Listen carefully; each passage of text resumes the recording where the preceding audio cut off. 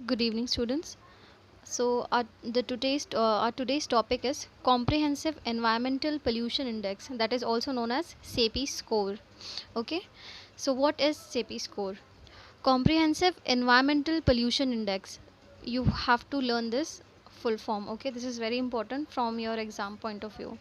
So this is a rational number to characterize the environmental quality at a given location following the algorithm of source, pathway, receptor, and various parameters like pollutant concentration, impact on human health, level of exposure that has taken into consideration for the calculation of pollution indices for air, water, and land.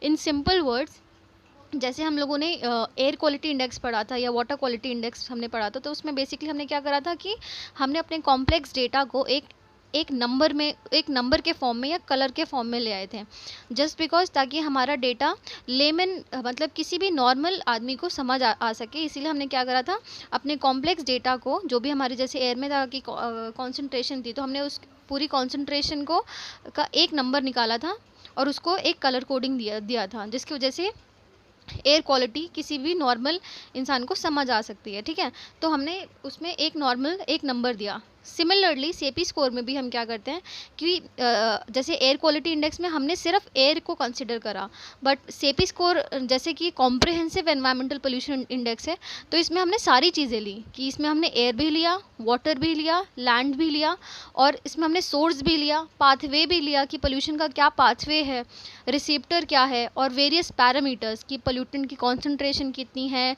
उसका impact क्या पड़ रहा है human health पे, हमने ये सारी चीज़ें भी ली हैं कि उसका लेवल ऑफ एक्सपोजर कितना है। ठीक है, तो हम क्या क्या अपने क्या क्या चीज़ों को हम कंसिडर कर रहे हैं, source, pathway, receptor, and various parameters like pollutant concentration, impact on human health, level of exposure, and also the calculation of pollution indices for air, water, and land.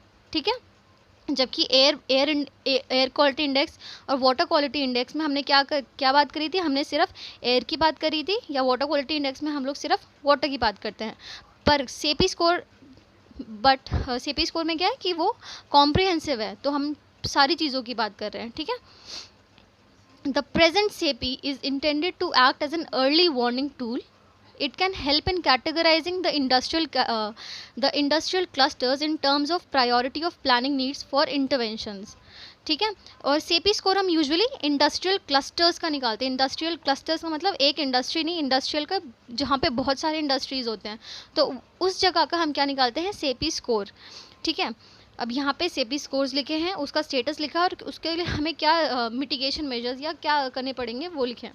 अगर हमारा सेपी स्कोर आ रहा है, हमारा पहले हम देखते हैं कि अगर हमारा सेपी स्कोर है लेस देन 60 है, तो वो कितना है, हमारा नॉर्मल है। ठीक है, अगर हमारा जो सेपी स्कोर है वो 60 to 70 के बीच में है, तो जो हमारा वो इंडस्ट्रियल क्लस्टर है तो वो होंगे सिवियरली पोल्यूटेड। क्या होगा, अगर हमारा सेपी स्कोर 60 to 70 के बीच में होगा, तो वो इंडस्ट्रियल क्लस्टर क्या होगा, सिवियरली पोल्यूटेड।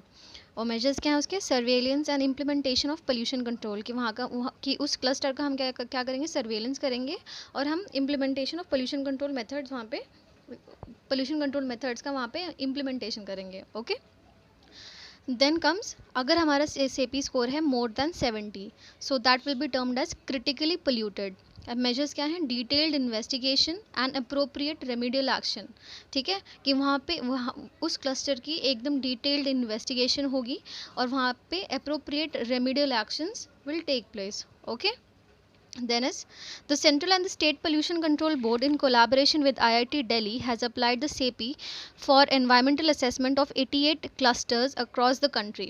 कि सेंट्रल पोल्यूशन कंट्रोल बोर्ड ने मिलके किस किस के साथ में, SPCBs, all the state pollution control boards plus central pollution control board along with IIT Delhi, इन्होंने 88 इंडस्ट्रियल क्लस्टर्स का सेपी स्कोर निकाला।